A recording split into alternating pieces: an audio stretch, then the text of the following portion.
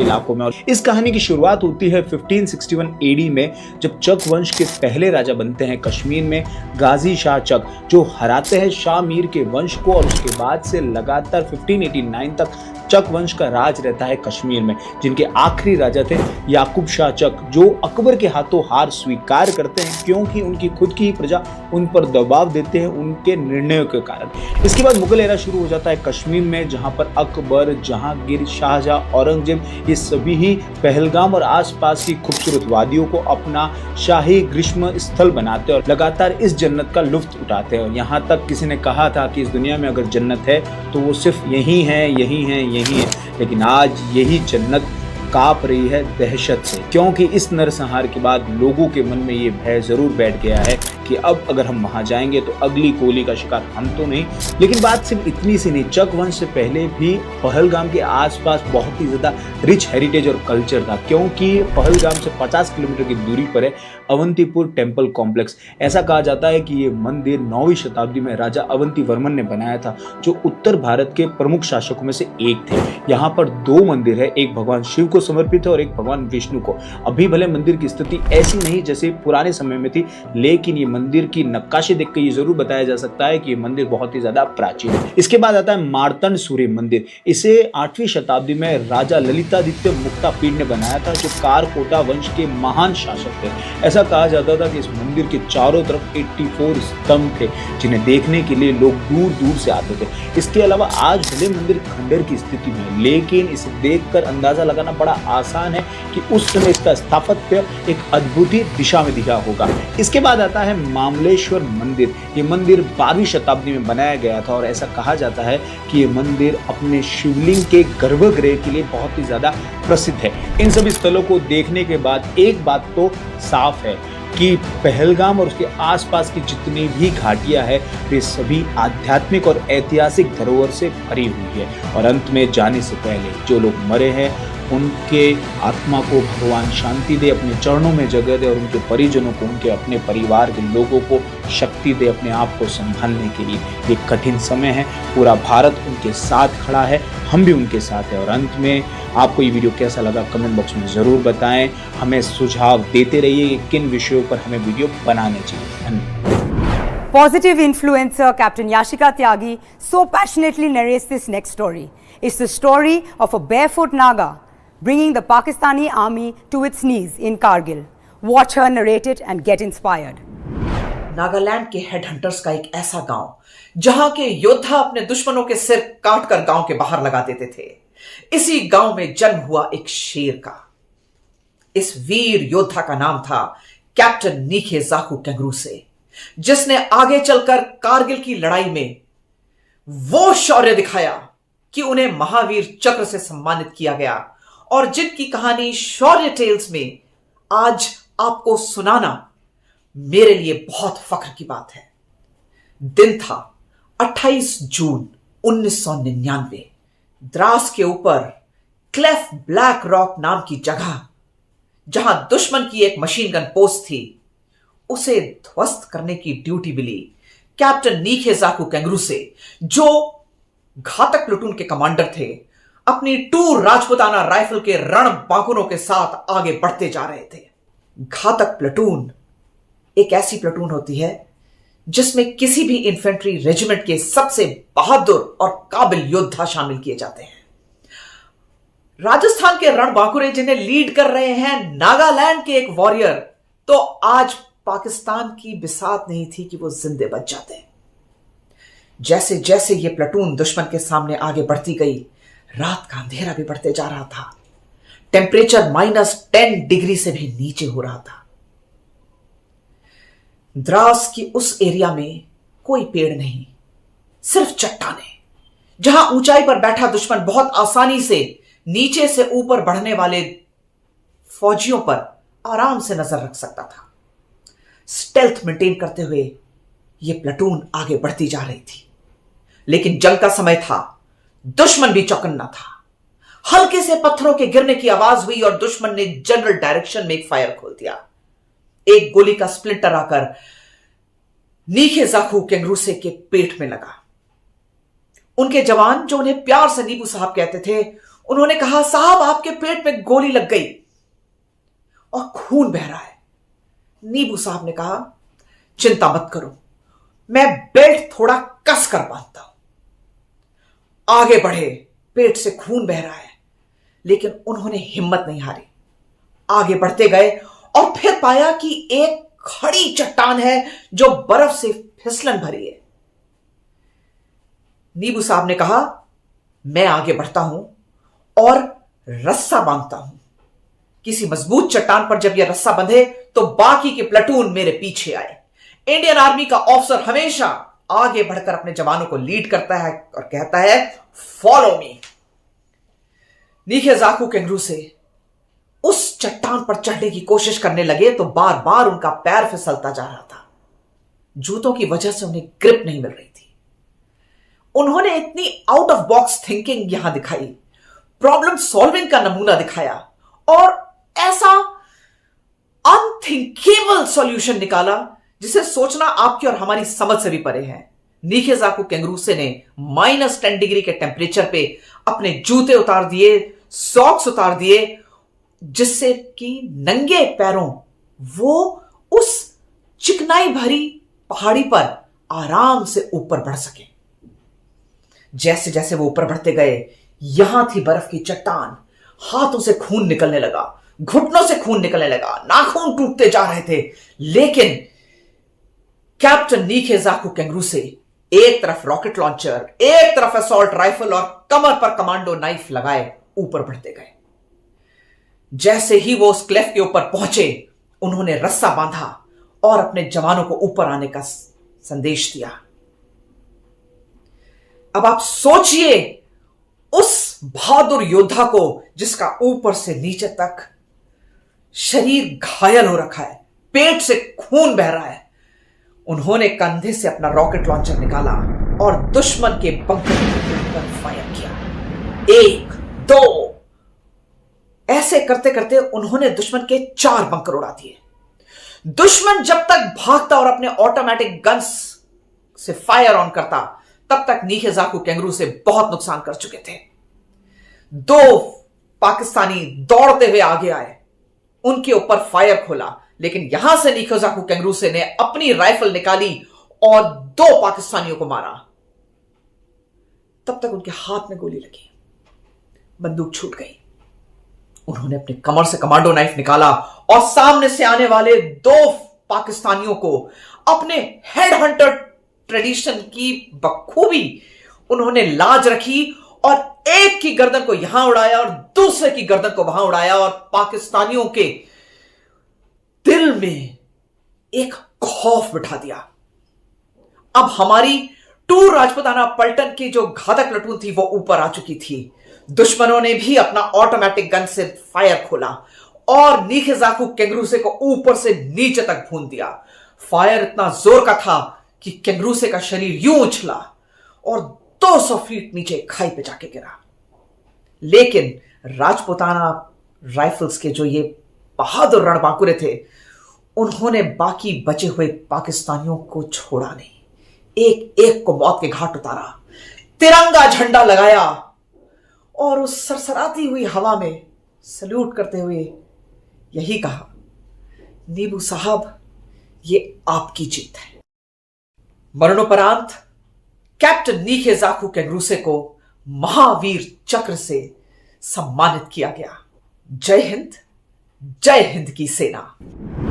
Adaptability, a word that is ingrained in the Indian Armed Forces, a training that is embedded, that it almost becomes instinctive, whether it is changing bases or it is acclimatizing to new climates.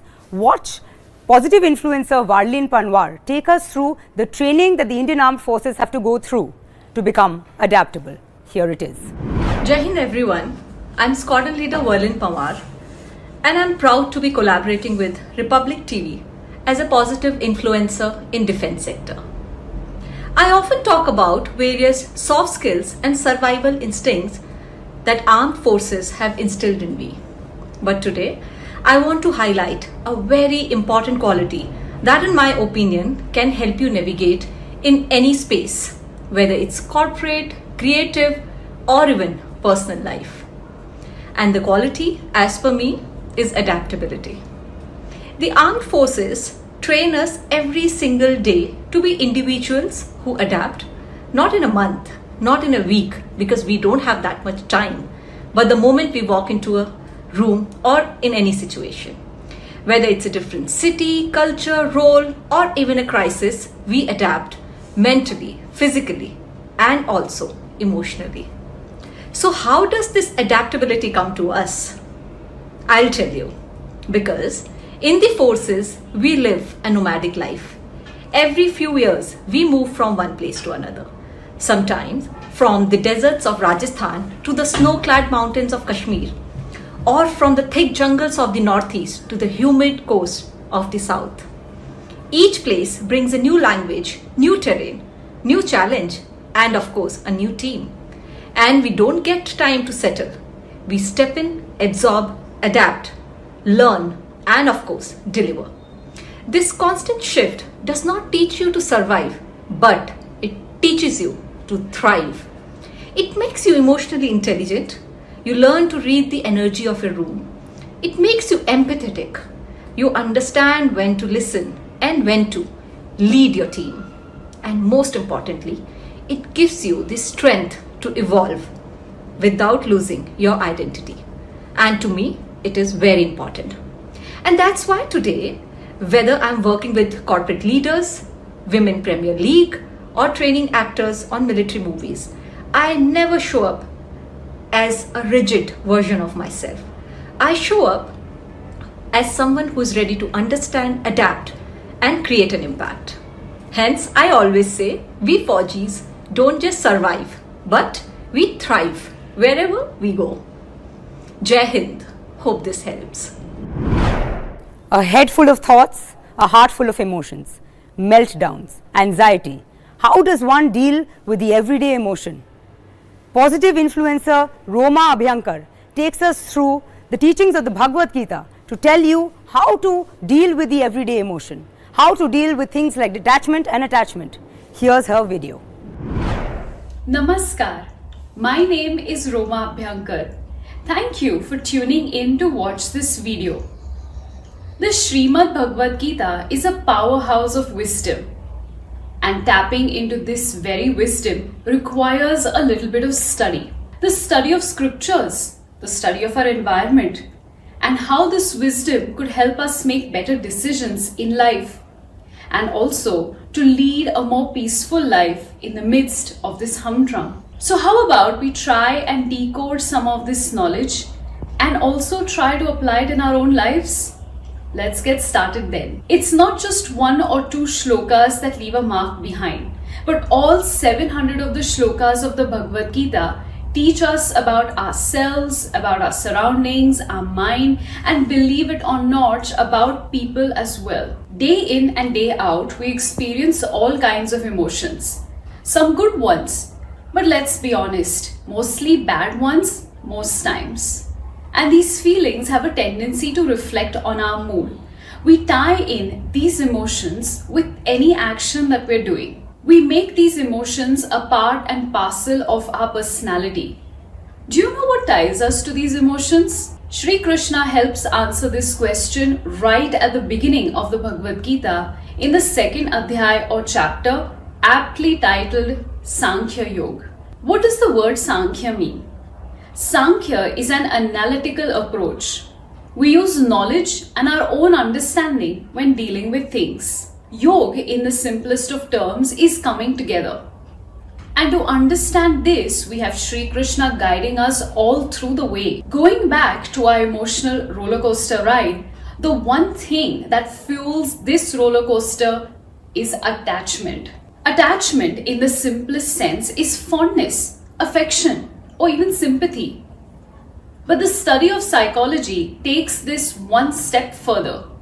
It defines it as a bond between two individuals. And mind you, not just any bond, but a bond that provides a sense of security, a sense of trust. And this bond has the capacity to impact our emotional development as well as relationships. Now you might stop me here and say, but Roma, what's this got to do with my life? And I'll get straight to it. You see, attachment is not just to people or things. We could even be attached to experiences, to situations, and when it gets out of hand, it might create trouble for us. The purest form of attachment one sees in life is the beautiful bond between a mother and a child. Have you noticed how teary-eyed a mother gets seeing her child off to school for the very first time? The atmosphere is charged with emotions in this setting, and that moment captures something which can't be easily explained in words. Most of us have furry friends, our pets at home. If you travel for work or leisure, you might have had to leave your pet behind with a friend or family or even at a pet hostel. I'm sure you've dreaded that.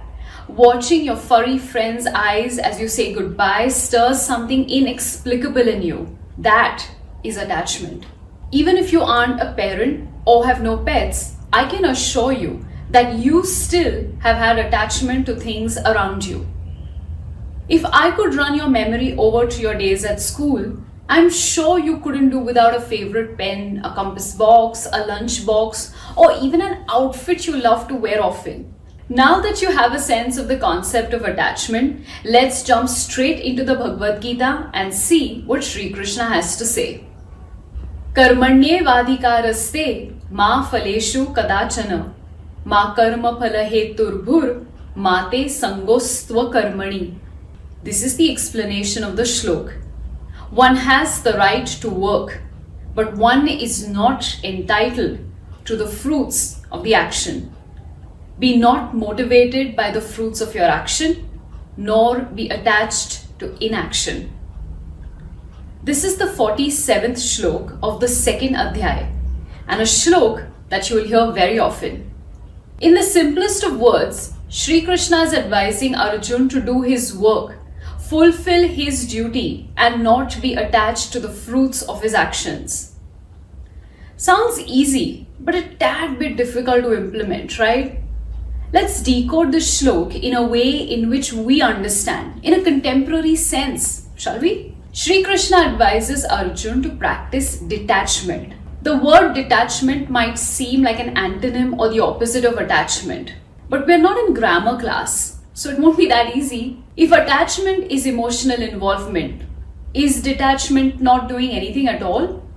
No, not one bit. And this is where we might falter in understanding the true meaning of the word detachment.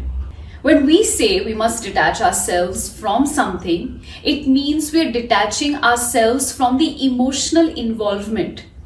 We are not detaching from doing the action. We are not detaching from fulfilling our responsibility. A lot of times, one tends to interpret the shlok to mean that now I can sit back and do nothing. I can do the bare minimum. I don't have to take the efforts. I can get away with a small contribution. Well, I have to break it to you. It doesn't mean all this at all. In fact, it means just the opposite. Sri Krishna's advice in this shlok is to give your 100% to whatever is at hand, but don't focus on the result. Put your best foot forward, but don't ask the question, what's in it for me? At this point, we're conditioned to ask, if there's nothing in it for me, why should I waste my time? And that's a valid question. Sometimes we have to do things because they are a part of who we are. They are our responsibility. They are our duty. They are our dharma. Your dharma can be viewed as the duty you have, a duty towards yourself, a duty to the community at large, a duty towards the greater good. And fulfilling it is your responsibility. The fruits, the outcome of our actions, are many a times beyond us. They may be dependent on other factors like other people or even the environment. They may be defined by time and therefore meant to be received later in life. Why stress and fuss over the things we can't control? You know what you can control? You can control your actions. You can control your reactions. You can control how you view things. And isn't control what we all want as humans at the end of the day? I know this is a lot to take in, in the first go. I'll leave you with these thoughts.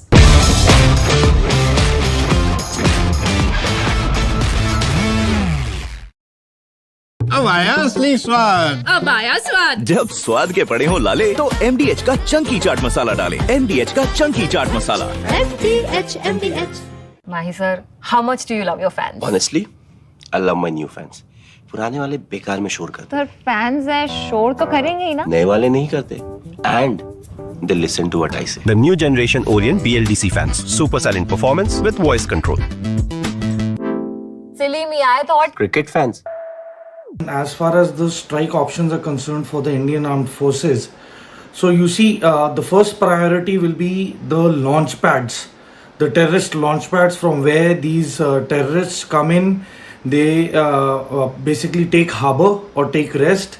Then they reorganize and regroup, and from there they are dispatched by the Pakistan fraternity. And so, keeping this in mind, we have places like Muridke, then you have Shankargarh, Bimbar, then Kotli, you have a place called Samani, then Rawala Kot, Lipa, then you have Kundal Shahi, then you have Taubat and Kel. So these are the hubs where all the tanzeems are there. They are like, transit camps for these infiltrators. So when they are infiltrating or into India, or they are exfiltrating back to Pakistan from India, from our territory, so these are the places where they are received with open arms and given full support, which mainly includes arms, ammunition, ration.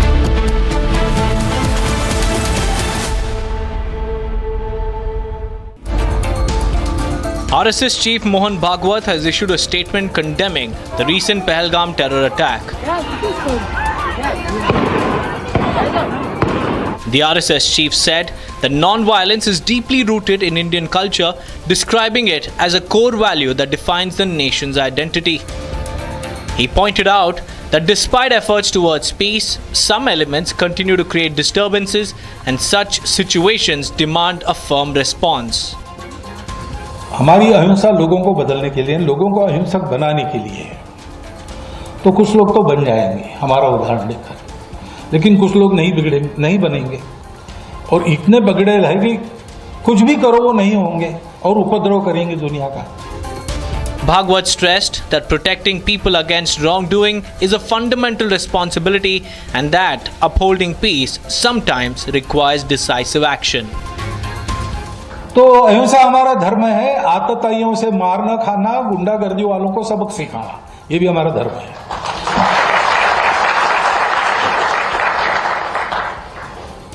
अब पाश्चात्यों की जो विचार पद्धति है उसमें दोनों एक साथ नहीं चल सकते, क्योंकि इन दोनों को बैलेंस करने वाला जो विचार है कि मैं लोगों में मेरा शत्रु है फिर भी मैं देखूंगा अच्छा आदमी है कि खराब आदमी, वो बैलेंस नहीं है. शत्रु है या नहीं शत्रु है, वो अच्छा होगा तो भी उसको पूरा मिटा दो.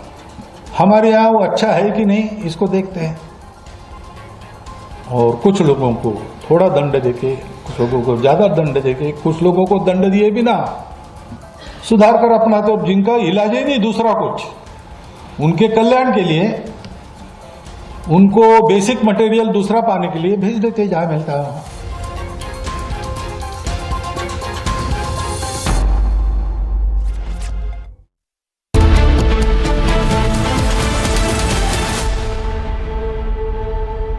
Mahi sir, how much do you love your fans? Honestly, I love my new fans. पुराने वाले बेकार में शोर करते. सर फैंस हैं, शोर तो करेंगे ही ना. नए वाले नहीं करते. And they listen to what I say. The new generation Orient BLDC fans. Super silent performance with voice control. Silly me, I thought. Cricket fans. अब छोलिया हो या लोबिया, सफेद चने या काले चने, सब कुछ मजेदार बने.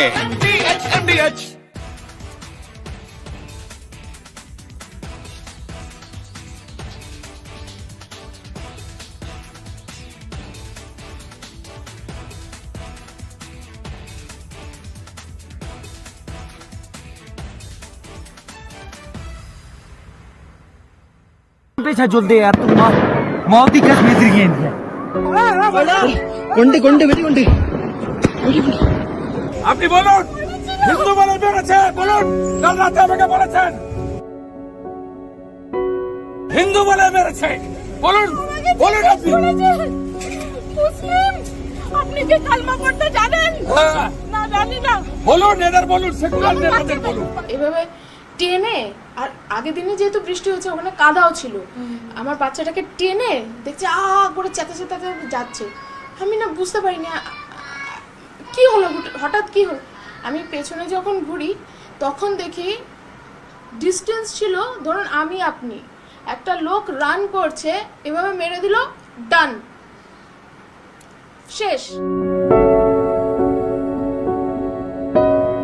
আওয়াজ হচ্ছে ও বলছে মামা ফায়ার গান ইট ইজ পাটাশ it's sound it's so loud sound ও তো কাঁদছে মামা সাউন্ড করে কাঁদছে আর আমার হাজবেন্ড ও একটু নার্ভাসও হয়ে গেছিল ও বুঝতে পারেনি যে এরকম টেররিস্ট অ্যাটাক হবে আর ততক্ষণ ওই টেররিস্টটা চলে এসেছিল ওর এখানে একটা ক্যামেরা ছিল তো ও বলছে যে কারা কারা মুসলিম সরে যান কারা কারা মুসলিম সরে যান কারা কারা মুসলিম সরে যান কারা কারা হিন্দু আছেন বলুন কারা কারা হিন্দু আর আমার হাজব্যান্ড করছিল আমি যে সামনে দাঁড়িয়েছি যাতে আমার হাজব্যান্ডের কিচ্ছু যাতে না হয় তারপরে সাইড হয়ে এইখানটায় গুলি করে আর এইখানটা লাগে আমি তো ভেবেছি শুধু শোল্ডারে লাগলে তো কারোর ডেথ হওয়ার কথা নয় আমি ভেবেছি ও সেন্সলেস হয়ে গেছে আর উনি যখন চলে গেছে আমি ভেবেছি as a family we are safe তখন দেখি আমার হাজব্যান্ড অলরেডি ডেড মানে অলরেডি ওর মাথা পড়ে গেছে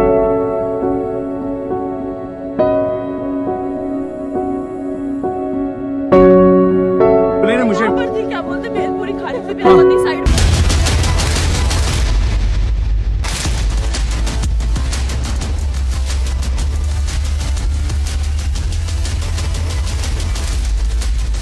Hello and good evening, friends. The fact that you're watching News Sunday shows how seriously you take what's happening around you and in the country. So let's have an hour of engaging news conversation. More importantly, we are in a state of war. I'm not exaggerating. We as a nation are in a state of war. We are at war in our minds. We are agitated and angry. It's a tempest of what ifs and why nots whirling through the conscience of each one of us tonight. What if we had bombed Pakistan after the parliament attack in 2001 or the Mumbai carnage of 2008 and drew some red lines? Why not we blockade Pakistan through its coastline now? Why not just bomb the hell out of Muridke and Bahawalpur?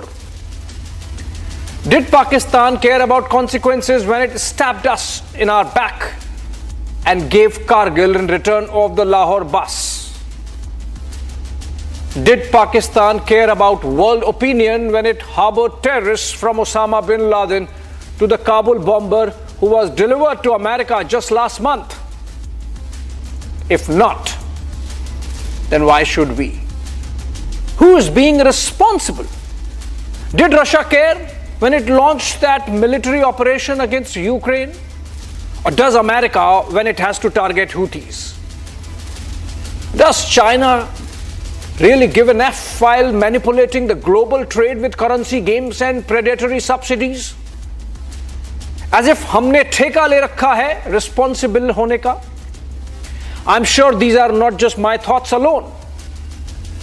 They are in the minds of each and every concerned patriot Indian tonight. As India prepares its kinetic response to inflict costs on terror, the perpetrators and its backers, let's have a conversation on what's on the table. Headlines first.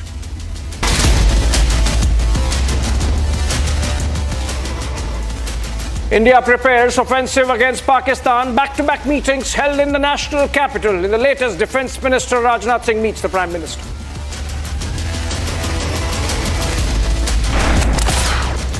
CDS General Anil Chauhan meets Defence Minister Rajnath Singh. The DG BSF holds a meet at the MHA.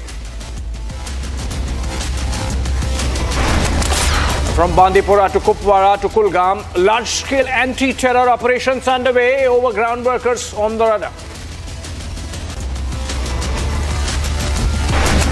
Stand together. with the Hindu community in Canada, with the Hindu community in Kashmir, and the Hindu community all over the world. From India to globally around the world, protests and anger against Pakistan rises. World leaders extend unequivocal support to India. मैं पीड़ित परिवारों को फिर भरोसा देता हूं, उन्हें न्याय मिलेगा, न्याय मिलकर रहेगा। इस हमले के दोषियों और साजिश रचने वालों को कठोरतम जवाब दिया जाएगा। Prime Minister Modi gives a big message on Pahalgam, says blood of every Indian boiling and that victims will definitely get justice.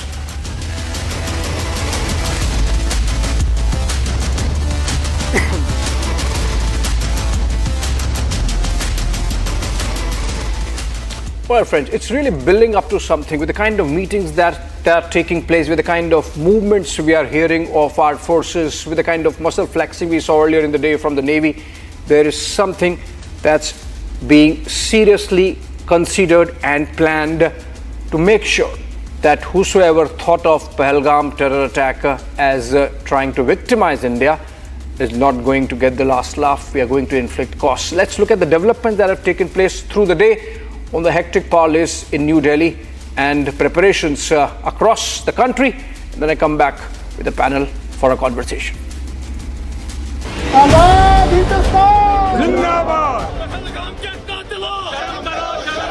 Anger against Pakistan is rising. Not just in India, but globally.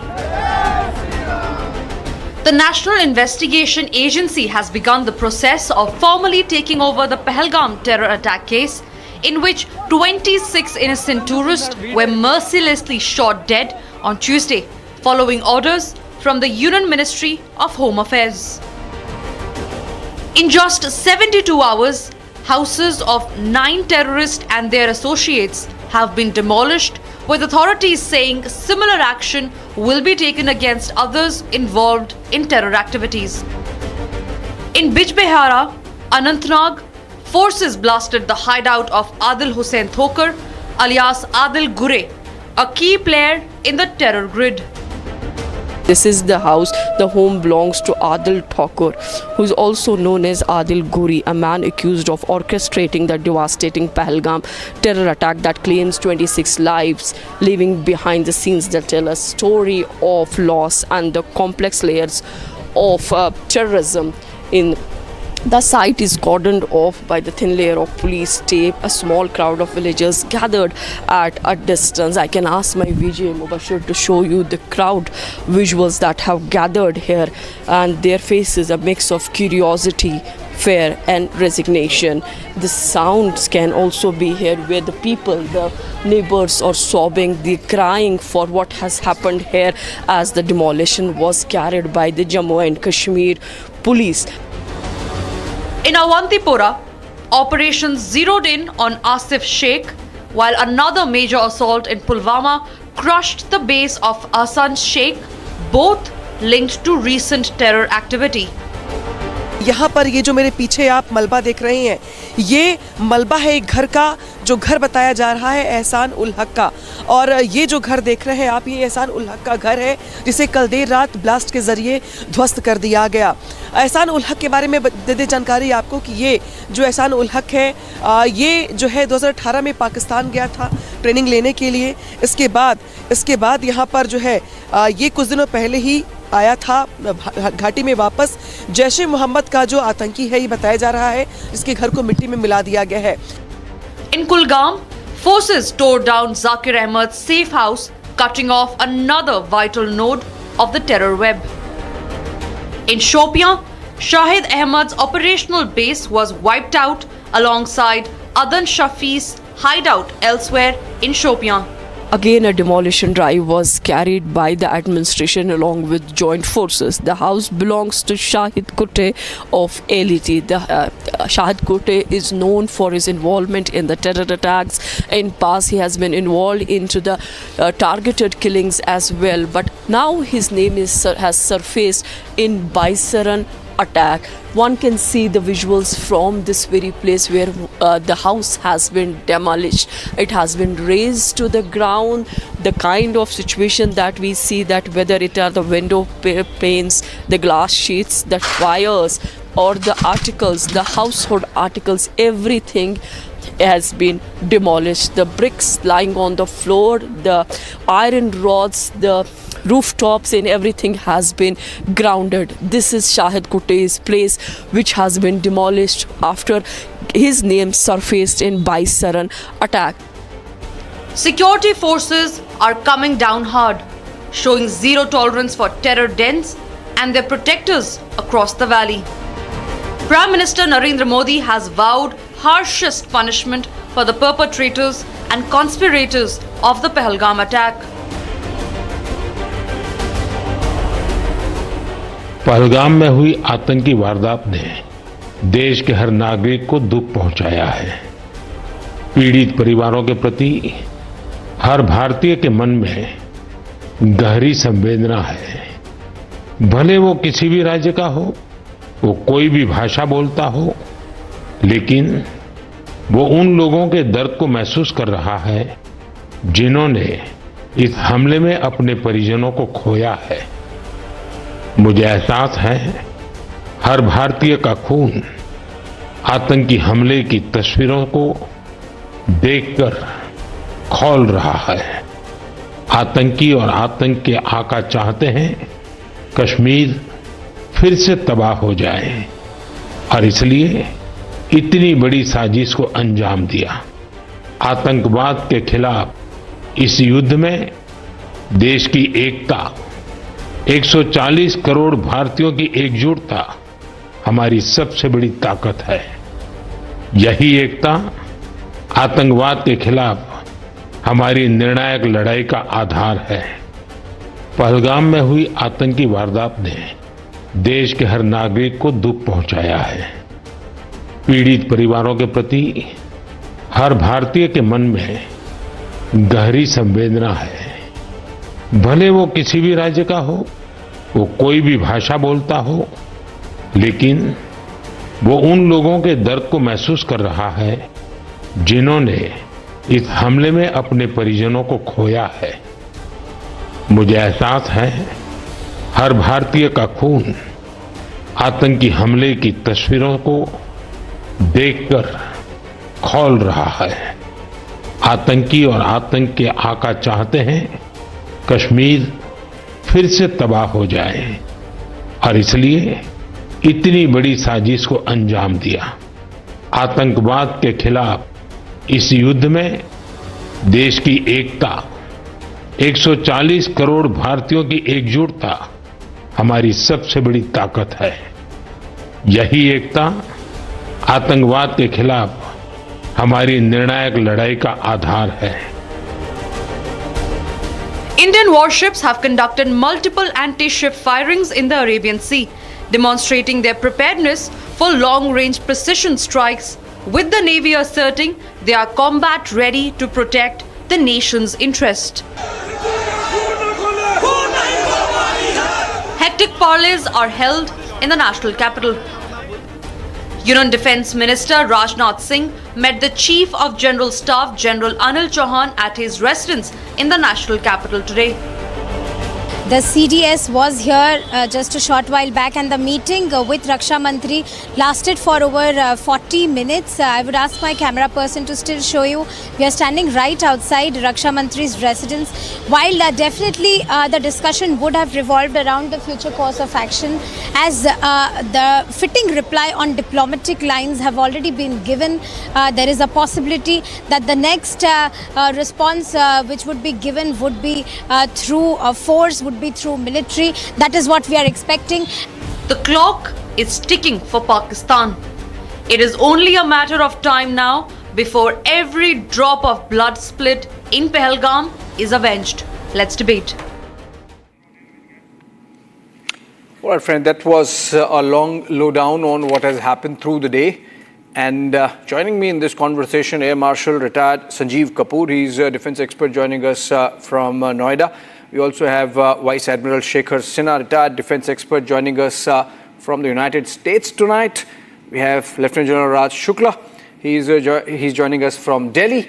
We also have SP Ved, the former DGP of Jammu and Kashmir Police. Very good evening to you, sir. And then Professor Madhav Nalapat, geopolitics expert, joining us live from Delhi. Before I begin the conversation, I believe there is a breaking news development connected with the subject that we are discussing, which is India's response to Pakistan. It seems that we have pulled one more, and let's break that. India has decided to pull out of the Central Asian Volleyball Championship in Islamabad. It was slated to take place at the end of the next month, beginning May 28th. And the decision has been taken keeping in mind the sentiment and the mood in the present, which is that we don't want to do anything with Pakistan, least of all play games and sports. We'll play games, but those are different games. That's what we are going to discuss. And I want to come back to the panel. And I want to actually begin with Vice Admiral Shekhar Sinha. Very good evening to you, sir. And I believe good morning there from the United States. Earlier in the morning, we began our day with pictures coming in of Indian Navy doing some muscle flexing. We saw some BrahMos missiles being flying out here and there, and some of the Navy's assets active in prep mode. You think, sir, that this is really the time that we have to do something? I mean, this is the time when we have to give a military response to Pakistan. And maybe Navy's chance this time. We had Uri being done by the Uri surgical strikes by the Indian Army, by the way, the Balakot air strikes by the Air Force. So it's Navy's turn now. Well, thank you for getting me on your program. I look at this entire thing, if you listen to Prime Minister Modi's speech, there are two aspects to this entire offensive.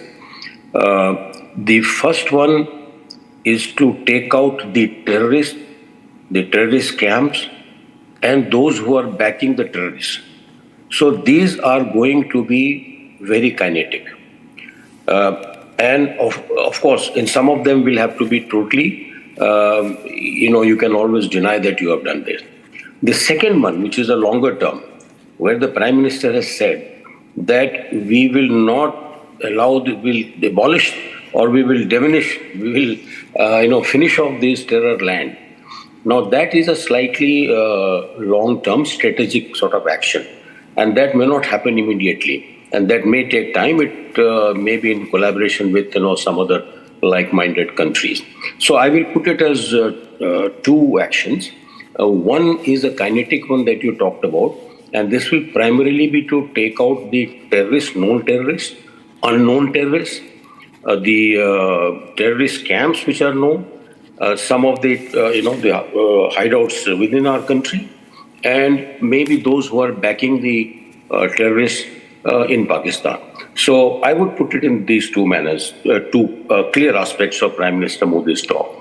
Second point that you made was, the Navy doing exercise. Yeah, when the Navy does a live firing at sea, the seas are used more by commercial ships and less by warships. At any point in time, there are about 90% ships at sea are commercial ships who are engaged in trade. And they're all by what we call global commons, meaning that you just can't go, hitting them. Any missile falling on them, can become a massive diplomatic row when it goes into world court, etc., etc. So what happens is there is a NAV area issue, the navigational warning area. The whole our area has been divided, it comes into NAV area 8.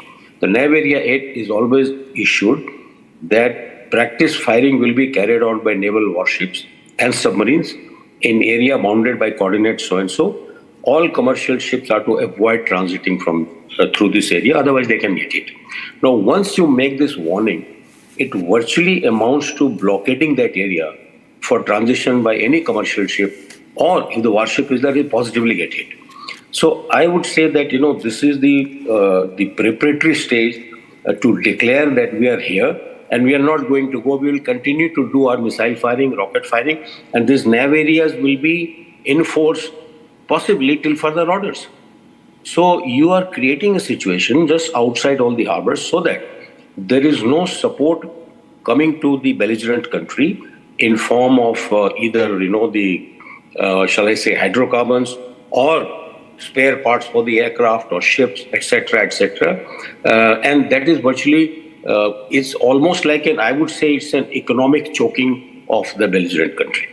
Sir, you almost preempted me, because that was my next question, if we can actually exercise the option of putting a naval blockade around Karachi, and you partly answered it. Let me push this further before I go to other panelists. If we can implement a naval blockade, for how long can we do that? And what kind of response can come in if we do it for a longer period of time? Well, blockade maintenance for a long period of time is quite stretched. It stretches all your assets, because you'll have to keep replacing the ships and keep replacing the submarines and keep them there. The better way to do is what they're doing now. You are just outside his territorial water, which is an open sea, or maybe outside contiguous zone, which is about 24 nautical miles, and you continue doing your firing practice, till cows come home. And if the practice firing is going on and the navy is in force, no ship will transit. Certainly not the commercial ships, because they stand the chances of getting hit. Whether you do the firing or not, it is immaterial. Yeah. Occasionally you fire, but the navy remains in force for a very long duration of time. So I would say that without declaring blockade, because if you declare blockade, then you are saying that you're already waging an economic war against this country, right? And then, you can have a lot of pressure from outside countries, those who are supplying. They will say human rights, we have to aid to our people are dying, the countries, all that can happen. But in the present form, those things can be avoided. So I think this is a very right thing to do. Without declaring a blockade, you're actually effectively stopping the movement of merchant ships and warships from in and out of their harbors. Now, which harbor, I don't know where they're deployed. So that is what I'll say. Okay, my question would be, is it enough? But before that, I'm told that there is a breaking news development coming in. The Raksha Mantri, the defense minister of the country, Rajnath Singh, had reached 7 LKM residence of Prime Minister, and that the two leaders are in a confabulation. And this happens on the back of, yes. So the defense minister and the Prime Minister are having a confabulation at the official residence of the Prime Minister at 7 Lok Kalyan Marg, and this meeting has been going on now for about half an hour or more, and this comes on the back of the defense minister being briefed by the chief of defense staff earlier in the day. That was in the afternoon, and that was, of course, a follow-up to the CDS in turn having a briefing from all the three service chiefs respectively, the Army, Navy and Air Force. Key meet between Prime Minister Modi and Defence Minister Rajnath Singh taking place at the residence of the Prime Minister. Coming back to the conversation we were having, and I want to go to Professor Madhav Nalapat on that note. Professor Nalapat, we began by discussing the possible naval actions, one of which in part is already being implemented, as the Admiral suggested. You think that's enough, or we really need a solid kinetic response which inflicts costs directly on the soil of the soil of Pakistan, given the fact that Prime Minister has said that not only those who carried out this attack, but the soil which nurtures them would also be targeted this time? Look, Abhishek, the Prime Minister will be deadly serious, and may I say something that's been pointed out today in the Sunday Guardian. This is India's October 7, 2023 moment. This is the moment when Hamas, the terrorist organization, attacked the state of Israel and just indiscriminately killed people, abducted people, etc. The fact of the matter is that, in effect, Pakistan is a terrorist state. It is not run by civilian government. It's run by the military, and the military main asset, frankly, is terrorism. That's its main modus operandi. So, very, very frankly, in the case of Vajpayee ji, Bill Clinton was there as the president of the United States. He was openly pro-Pakistan and anti-India. And he told Vajpayee ji, "Dekho, don't cross the LOC. It was very difficult for the Air Force to not cross the LOC, but our Air Force managed to do it. But frankly, I don't believe Prime Minister Modi is going to accept any such limit. There is going to be no limit to this, just as there is no limit to the Israeli response on the terror attack by Hamas, and nor should they be. The military capacity of Hamas, Hezbollah, and even the Iranian Revolutionary Guard has been severely degraded, and we need to severely degrade the ability of a rogue state to mount acts of terror against India. Absolutely. I think the Admiral also suggested that there has to be a short-term and a long-term response. The long-term, of course, along with like-minded countries. So if I can take that to General Shukla, sir, like-minded countries coming together, does it really make sense, or should we do our own thing in terms of, effectively taking the battle into the Pakistani camp?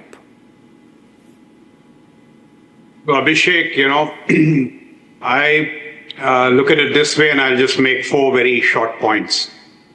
One is that, it is a seminal moment for Indian statecraft. It demands very clear thinking and action. There should be clarity on what we need to do. And in all humility, may I offer my 4 points by way of clarity. And that is that, this time the carnage of Pahalgam was very different. It was not only dastardly and cowardly, but you look at the heinous act, religious targeting, communal terror, fathers being gunned down in front of their sons, honeymoons being turned into funerals. And it was all dog-whistled by General Asim Munir, his Takrir or whatever you call it of 16th April. So, and look at the graver issues. It challenges the secular fabric of India. The normalcy which was actually returning to Kashmir, the growth in tourist footfalls. I've commanded a division in Baramulla. Let me tell you, a code has been broken. Mr. Vaid may reinforce it a little later. I've seen encounters about 900 meters, a kilometer away from Gulmarg, and Gulmarg was never touched. There was a code. So this is a very deliberate, uptick. And as Professor Nalapat said, it is not Pakistan. It is a limited, low intellect segment of Pakistan, which is the Pak ISI, and the Pak Army. So what has happened this time, and this is, Pakistan has thrown the gauntlet. Yeah. We have no option but to respond. That's the point I'm making. It will be irresponsible. Sorry to be interjecting, but I just want to push it a little. We used to hear about the IBGs, the integrated battle groups, the cold start doctrine, etc. I'm sure there would be so much of war gaming that would have happened for similar situations and circumstances that we are facing now. Obviously, one of those can be pulled out and maybe used this time. Let me come to that. IBG is a minor matter in this. That's the point I'm making. You see, we have to now re-establish deterrence. And just give me one minute and I'll tell you what I think needs to be done. What does that mean? This business of, terror being a legitimate tool in their statecraft, this has to be banished from the Pakistani mindspace for decades to come. Which means what? Next time they think of, pushing a group here or there, they postpone it by a year. And how will that be done? In the bevy of options that we have this time, and this is the point I want to make, calibrated, and I choose these words carefully, calibrated military kinetics has to be at the forefront. The whole brunt of India's military power, which is significant, will have to be unleashed in a very calibrated manner. Now, the point that you're making, there are options across domains, there are various instruments. IBG is one instrument, there can be, special forces, there is air power. There are escalatory options along the escalatory ladder. Now, that is a matter of, generalship and operational poise and so forth. Yeah. The military detailing is not important. Yeah. What is important is that calibrated military kinetics must be at the forefront of the response, because we are responsible. We have shown extraordinary strategic restraint. Yeah. And that is why it must be done. May I also tell you just 15 seconds more? Yes, sir. You know, the facade and the substance of Indian power is being challenged. The neighborhood is watching. The world is watching. You said, will people help us? The diplomatic space seems to largely be in our favor, but I have no doubt that the response will have to be autonomous. Yeah. We will have to do what we have to, and the world will fall in line. So I already hear debates, some channels, this may not be the wise thing, and all that stuff is coming in. Nuclear option. I mean, was the rationale of going nuclear to go on a terror rampage? So we have to very seriously and I'm saying not in a rash manner, but clear, calm thinking. But I think, I read the Prime Minister's statements right, the Raksha Mantri statements right. This time we mean business. You are right, sir. Pakistan is going to bear the brunt of that business very shortly. You are absolutely right, sir, because Pakistan did not think that we have nuclear weapons when they did the Kargil war. And like the Uri surgical strikes and Balakot air strike show, below the nuclear threshold, there are many options that can be exercised. Some of them, the covert ones, we have been exercising, in fact, for the last few years, and with great success. Nuclear stuff is entirely a bogey. Absolutely. And because you mentioned Mr. S.P. Vaid, I can get him here, sir. Mr. Vaid, General Shukla was mentioning about the fact that earlier also there would be encounters even around the periphery of the Gulmarg tourist spot, but not like touching the tourist. This time certain Rubicon has been broken. A certain red line has been broken. What is coming out is, as we have seen in the last 24 hours or 48 hours, there is a huge OGW network, what is called as a euphemism, overground workers. These are essentially terror sympathizers. And while a lot of work has happened over the last 5 years post-abrogation of Article 370, Mr. Vaid, it seems this network is thriving. What do we do? Good evening, Abhishek, and good evening to all my panelists and your viewers. Abhishek, in last 35 years of this whole game of terrorism, the overground network has actually embraced in the Kashmir, the way of life, and it has been not without any reason that terrorism was actually flourishing in Kashmir, and it was because of the support of the overground network, the support structure, the sleeper cells which exist in different parts of the Kashmir Valley and in some areas of Jammu region. See, while a lot of work has been done after abrogation of Article 370, there were people in the government who have been identified and dismissed. There were people who were actually the financiers of the terrorism and have been actually booked by NIA and other central agencies. I would say, a lot of good work has been done, but still, an extensive network of these overground workers continues to be there, and it's not without their support. I don't think Pakistanis can survive without the help of these locals. Take 22nd, the Pahalgam attack. These two or three Pakistanis had two local boys with them, whose houses you were showing have been blown off. Yeah. Both Adil and the other one. Yes. I don't know. So they are the people who brought these Pakistanis to this, showed this place, racketed it. It's very well planned. They had actually racketed that there is no deployment of the armed policemen during this period. There's no road, so that maximum casualties are inflicted. Evacuation takes time. Many of them died because of the bleeding, because they could not receive medical, that within that golden hour, the medical attention. Yeah. So all this was very well planned, and it's not without coincidence that mullah, I'm sorry, I will call him mullah, the army chief of Pakistan, Azim Munir. He was his rant but against this time they have Hindus. targeted Kashmir economy. I mean, they are targeting Kashmiris. They are nobodies. Abhishek, I have been saying this. Pakistan and its deep state is no friend of Kashmiris. They must understand. Sooner they understand it, the better it is. And I think that is now sinking on in the people's mind. I have never seen the kind of response today what you saw on the streets of the Kashmir. Okay. Maybe many people say it is for the economic reasons because of a lot of investment they have made for tourism business.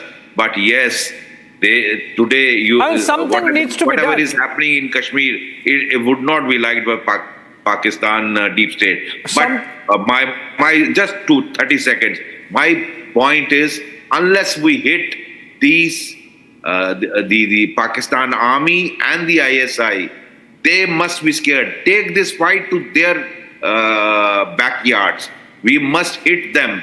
Hit the Pakistani terror camps, obviously, all these training camps, but their Akas, these people, the Pakistan Army's leadership and the ISI need to be hit. Unless you do that, you will not have this problem. We are killing 10 terrorists here, 15 here. It will not actually have impact. Another thing, the way BLA and TTP is hitting them, sir, we should openly go and back them up. My question is, I mean, everything that could have been done, should have been done, has been tried, done. Not just in the last 5 years, but in the 70 years before that, 75 years before that also. But there is something amiss. And I think that really makes us, someone like me, come to a conclusion that there has to be one final this way, that way kind of situation with Pakistan, where we actually inflict a cost. If I can get in Air Marshal Sanjeev Kapoor on this note. Marshal Kapoor, the fact that when Balakot happened, we had Prime Minister saying that had Rafales been there, the situation would have been different. This time we have Rafales. Can we use them? Should we use them? Is this the right time to use the Rafales? Of course. We have not got them for, that's a showpiece. The things have changed from 2019 till 2025. We have planned and practiced all the things which didn't go right in 2019 in Balakot strike. The weapons have improved. Our DRDO produced weapons have joined our inventory.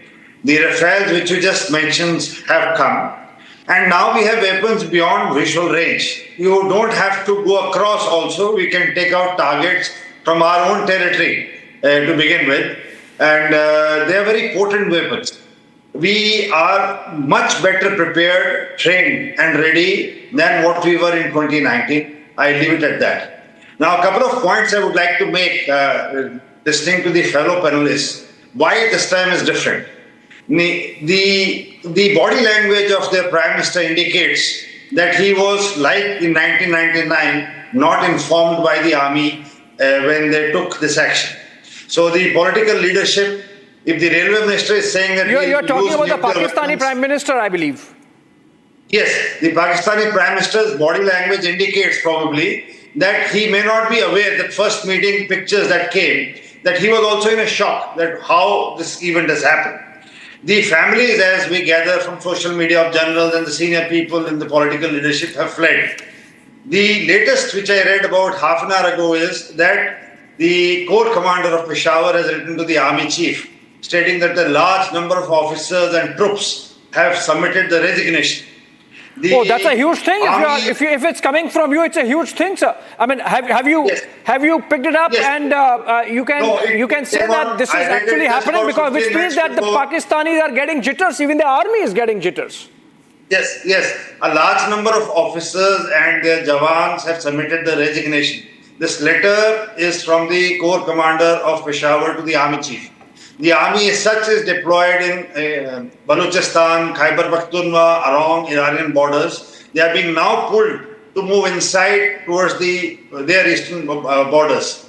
Now, this paradigm, and in the morning also I mentioned that the holding in abeyance of Indus Water Treaty, which has never been done ever since 1960's signature, is an indication that how serious our government is this time. And the resources there are stretched, and the country, once it engages in full-fledged conflict, will find difficult to get their spares, especially for the airborne platforms and the weapons which they have imported. Because the ongoing conflicts in Israel, Hamas, this area, plus Russia, Ukraine, is already putting a lot of pressure on the production of weapons for these two conflicts. So these things will have to be borne in mind when the engagement actually begins. Okay, and while we can throw those missiles that side and get Pakistanis to do something so that our ground forces get in, we can look at that kind of, we can imagine that kind of situation emerging, sir? Yes, we are in a position now to choose the place and time of attack. So we are, the political leadership and the military leadership together at this stage would be weighing all these options. And like was covered by Mr. Wad and the other things, the problem is the Pakistani Punjabis.